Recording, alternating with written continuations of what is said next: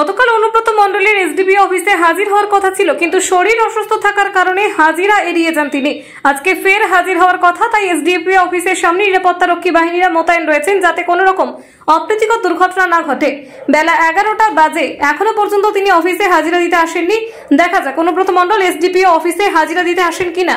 কিন্তু 11টা 12 ঘড়ির কাটায় তখন অনুব্রত মণ্ডলের আইনজীবী এবং অনুব্রত মণ্ডলের ঘনিষ্ঠ দেবব্রত সরকার, রাজ্য শিক্ষা বন্ধু সভাপতি, এসডিপিও অফিসে আসেন। শারীরিকভাবে সুস্থ মানে আজ আসবেন, আজ আসবেন। আমার খুব কাজ আছে, আমাকে বলবে তুমি বললে দাঁড়িয়ে যাও, তুমি কি বলবে না? আপনি জানান গতকালের থেকে বিষয়ে একটা মামলা হয়েছে এবং যে মামলা অনুব্রত মণ্ডলকে অভিযুক্ত হিসেবে চিহ্নিত করে অনুব্রত মণ্ডল অসুস্থ। অনুব্রত মণ্ডল অসুস্থ, তিনি আজ আসছেন না, বেড রেস্টে আছেন। আসছেন না, আসছেন না, আসবেন না তিনি? আপনাকে সেটা পুলিশকে জানালেন? আপনাকে সেটা পুলিশকে জানালেন? আজ আসবেন না তিনি? হ্যাঁ, তিনি আজ আসবেন। আর ফার্দার কোনো কথা বলবেন না? একটা বিষয়, সেটা অনুব্রতের সঙ্গে কথা বলতে আমি আসিনি, আমি অন্য কাজে। আমি বলছি আপনি তো এলেন, আমি ইনফর্ম করলেন, গেলাম, দেখলাম আইনজীবীর সঙ্গে একটাই অনুব্রত মণ্ডল, তিনি তার বিরুদ্ধে মামলা হয়েছে, পুলিশের নোটিশ গেছে এবং তার পরবর্তীকালে আপনারা কি জানালেন পুলিশকে? আপনি শুধু এইটুকু বলে দিন দাদা অসুস্থ, তিনি কি আসবেন না আসবেন না? আজ কেমন আছেন?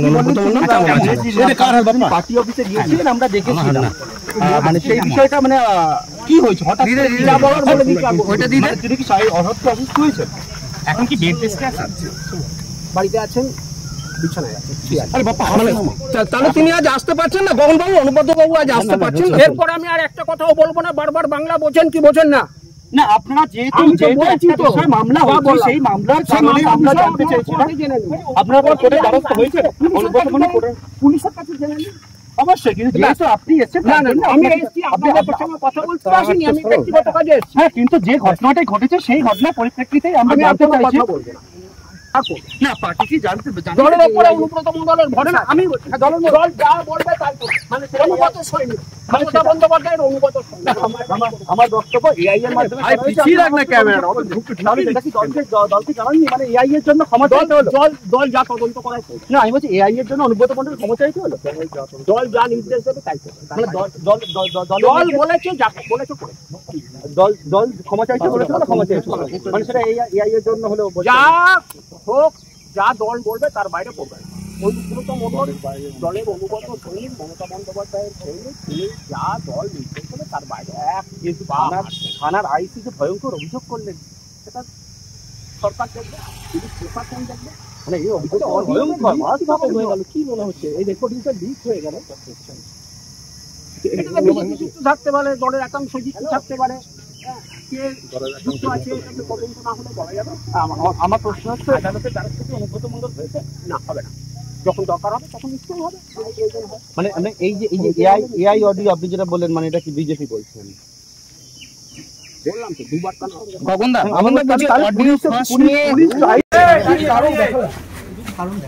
কোনো কথা বলবো না, বলছি উনি কি অসুস্থ? সবসময় সহযোগিতা করেছি, তাই জন্য আসতে পারছেন না, মেডিকেল কাগজ দিলেন। আমরা আমাদের আইনের উপর আস্থা আছে, বিচার ব্যবস্থার উপর আস্থা। এটা কি জানালেন দাদা? এটা কি জানলেন মানে আয়োকে জানালেন? আয়োকে জানালেন? জানি, আমরা সমস্ত যা জানা এআই এর মাধ্যমে অডিওটা করা হয়েছিল বলে বলেছেন। তার বাইরে থেকে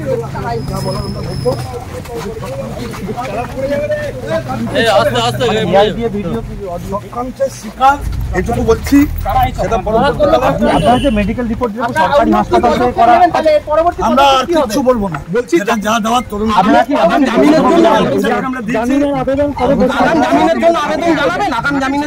আমরা তদন্তকারী অফিসারকে যা বলার বলছি। আপনারা কি লিখিত ভাবে পুলিশকে জানালেন গোটা বিষয়টা? মানে যা বলার, যেটা আইন মোতাবেক আইন যেভাবে পারমিট করে সেইভাবে করবে। তার মানে উনি আজকে আসছেন না তো? আইন যেভাবে পারমিট করে সেটা আসছেন না তো? আমি আর তো বলবো না কারা করেছে মনে করেন। আমাদের আইন যেভাবে পারমিট করেছে সেইভাবেই করেছে। না, আপনি পুলিশকে কি জানেন একটু বলে দিন। আমরা জানি, যেটা জানি ঠিক আছে, মানে অসুস্থ সেটা জানেন, অসুস্থ যেটা জানো না আইনের মোতাবেক। আদালত পুলিশ কিছু সম্পর্কে কোনো কিছু বলবো না, পুলিশ কিছু বলবো এই সম্পর্কে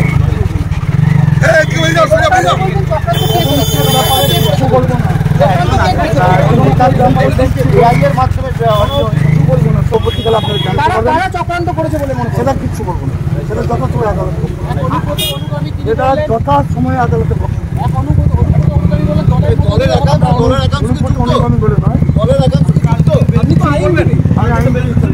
দলের একাংশকে যুক্ত আমি কোনোভাবেই বলতে পারবো না, সেটা আইনি ভাষায় বলেছে বিষয়টা, সেই আইনজীবী হিসেবে আইনি যে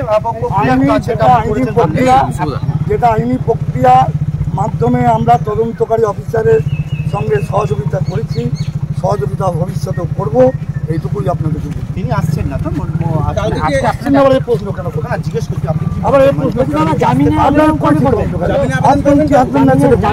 আপনি কি বললেন